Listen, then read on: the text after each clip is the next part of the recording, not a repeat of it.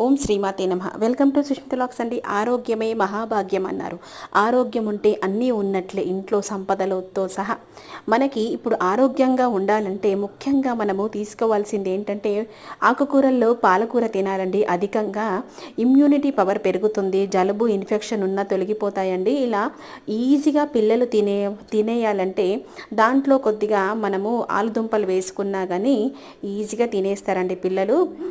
జ్ఞాపక శక్తి పెరుగుతుందండి ఈ పాలకూరతో తింటే. పిల్లలకి అధికంగా పెట్టండి, ఇమ్యూనిటీ పవర్ పెంచండి, ఇన్ఫెక్షన్స్కి దూరంగా ఉంచండి.